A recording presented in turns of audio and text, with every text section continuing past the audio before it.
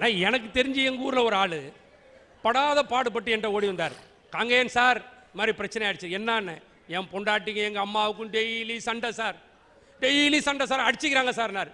அப்படியா, உங்கள் பொண்டாட்டிக்கு உங்கள் அம்மாவுக்கு சண்டை வந்தா நீ யார் பக்கம்ன? நான் பீரோவுக்கு பின் பக்கம்னாரு.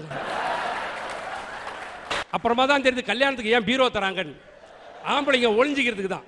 ஒரு பழமொழி இருக்கணும், எங்கள் தாத்தா சின்ன வயசில் சொன்னார், ஆயத்திர பத்திர கோத்திர மல்லாத்திர கல்லேத்திர பிடிச்சின்னு சாத்திர, நூத்திர பத்திர கோத்திர வளைய பத்திர மசாலா வேத்திர எண்ணெய் ஊத்துற, தத்தக பத்தக பத்திர ராத்திரியில் கத்திர காலையில் மல்லாந்துக்கிறேன்னு ஒரு பழமொழினா புரியுதாண்ணா உங்களுக்கு?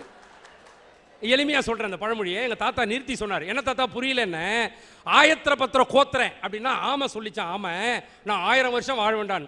ஆமை கவுந்துக்கிட்டு போகிறவர்கள் தான் அதுக்கு வாழ்க்கை. ஆமையை மல்லாத்தி போட்டால் மேட்ரு ஓவர்.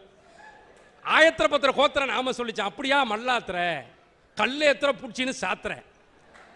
மீன் சொல்லிச்சான் 100 வருஷம் வாழ்வன். அப்படியா வளைய போத்துற மசாலாவை ஏத்துற எண்ணெயை ஊத்துற. மீன் மேட்ரு ஓவர். தவுக்குள்ள ராத்திரி பூரா கக்க கக்கா கக்க கக்கா கக்க கத்திக்கிட்டே இருக்கும். தத்தகா பத்தக்கா பத்திர ராத்திரியில் கத்துற காலில் மல்லாந்துக்கிற. 2 வீலர்காரன் நசிக்கிட்டு போயிருப்பான். இது எதுக்கு சொல்றேன்னா, இந்த வாழ்க்கை நிலையில்லாத வாழ்க்கை. வீட்டு பிரச்சனையே பெரிய பிரச்சனையா இருக்கு. நாட்டை பத்தி எங்க யோசிக்க நினைச்சு பாருங்க.